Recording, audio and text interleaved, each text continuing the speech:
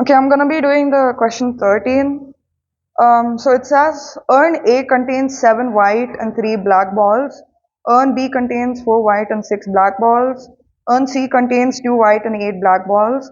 One of these urns is chosen at random with probabilities zero point 0.2, zero point 0.6 and 0.2 respectively. From the chosen urn, 2 balls are drawn at random without replacement. Both the balls happen to be white. Find the probability that the balls drawn are from urn C. So there are 3 urns.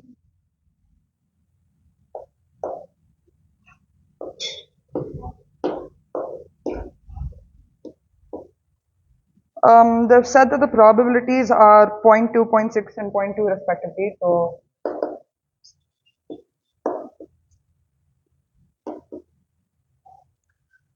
and then they've given us 2 events, which are both the balls happen to be white. So they choose 2 balls, and both the balls happen to be white. So,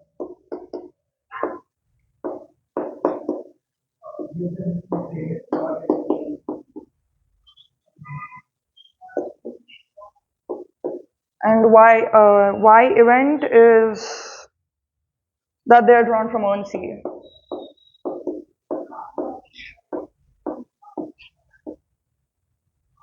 So they said that A has 7 white and 3 black balls.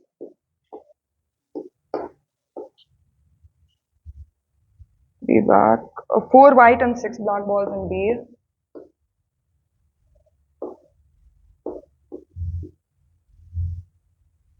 And C has 2 white and 8 black balls.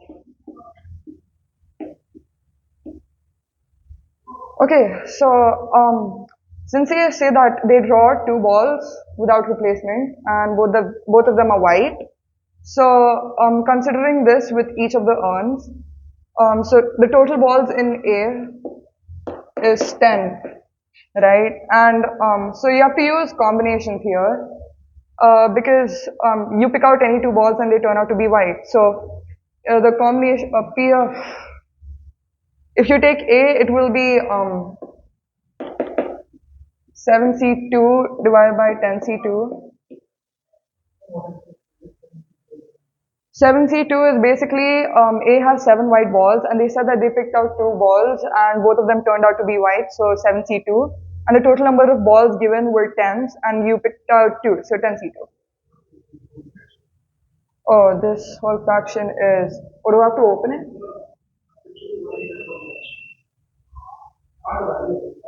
Oh, P of A given, it's just white, both are white and it's from A. So A given X. Yeah.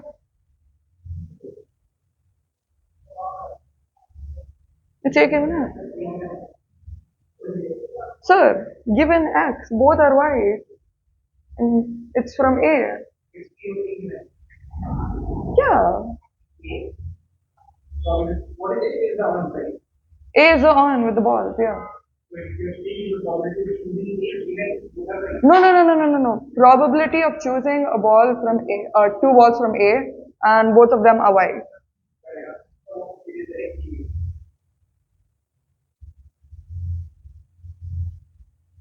Oh, okay, yes. X given A.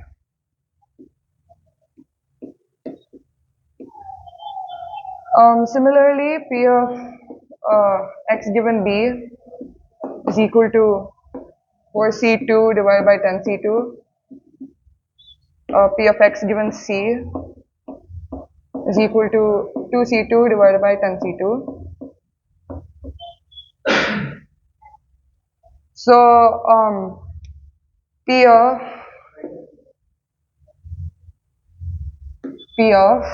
um, P of Y given X. Now I'm doing Y given X because they have already said that the both balls that they've picked out are white. So Y given X. P of Y given X is equal to P of Y intersection X divided by P of X. Right. So P of y intersection x means that the both of them are white and the both of them are from urn C, which means that um, since it's white and from urn C, it's zero point 0.2 into 2C2 divided by 10C2. And P of x is that both of them are white, so you take all the possibilities of all of them. So this and that. So it's going to be 0.2 into 7C2 divided by 10C2 plus 0.6 into 4C2 divided by 10C2 plus 2C2 divided by 10C2.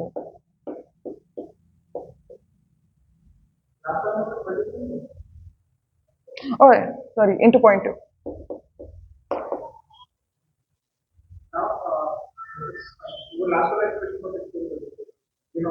The denominator. So it says that the denominator is basically P of x, right? Which means that both of them are the both balls that are picked out are white. So it could be from either one of these urns, A, B, or C. So you take all of them. So it's 0.2 into both of them picked out from A and they're white is 7C2 by 10C2. Similarly for B and C. So you add all of them up.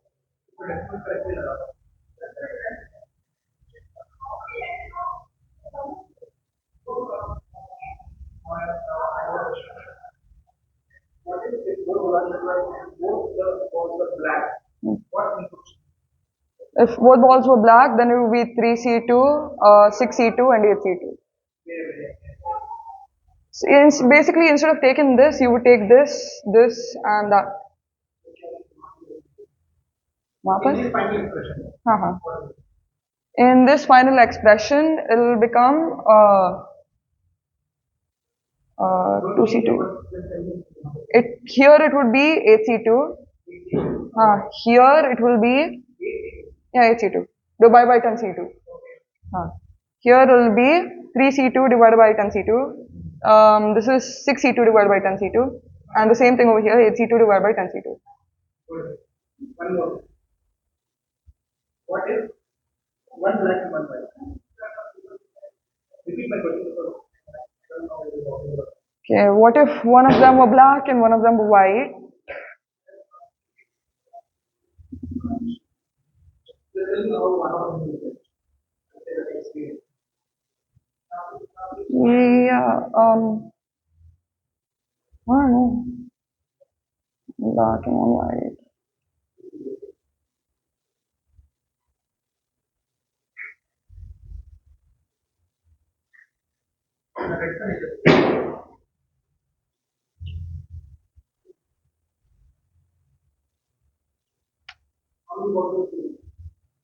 Or two balls. Yeah, one black and one white. Three. Three. One.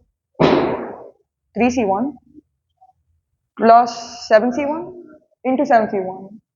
Oh, okay. So if you were choosing one black ball and one white ball, since you're choosing two balls, the denominator of this would remain the same. That's 10C2, 10C2, 10C2, 10C2. But since you're choosing one black and one white, it'll become 7C1 into 3C1 for A, since you're choosing one from the 7 of white and one from 3 of black. Similarly for B and C.